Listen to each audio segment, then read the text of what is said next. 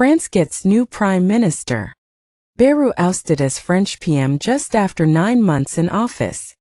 President Macron appoints Defence Minister Lecornu as new Prime Minister. France's new PM tasked with forging consensus on 2026 budget. French President Emmanuel Macron has named his defense minister and close ally Sebastien Lecornu as the new prime minister to resolve a deepening political crisis, as protests loom in the coming days.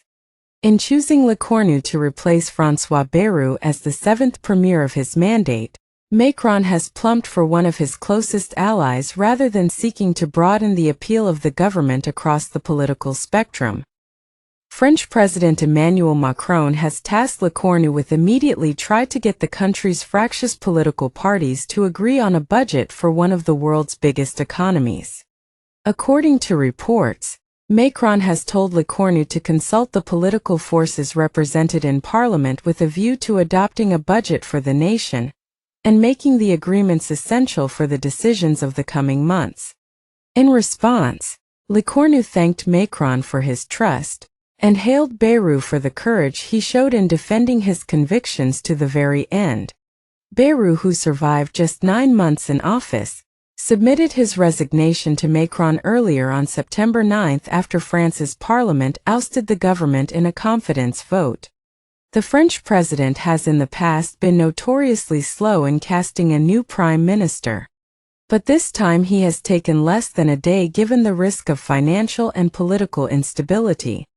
Macron's quick decision to name Lecornu comes ahead of a day of mass disruption planned September 10 by a protest movement called Block Everything that prompted the government to deploy an exceptional 80,000 police to keep order.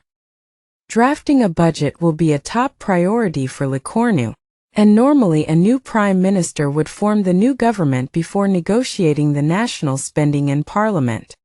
However, Macron has asked Lecornu to consult with all of the political parties in parliament first to try to agree on a budget before assembling his team. The 2027 presidential election, meanwhile, remains wide open, with analysts predicting the French far right will have its best ever chance of winning. Macron is constitutionally barred from standing for a third term in 2027. The hopes of the 3-time presidential candidate for the far-right National Rally, Marine Le Pen, depend on the outcome of an appeal hearing early next year over her conviction for a European Parliament fake job scam that disqualified her from standing for office.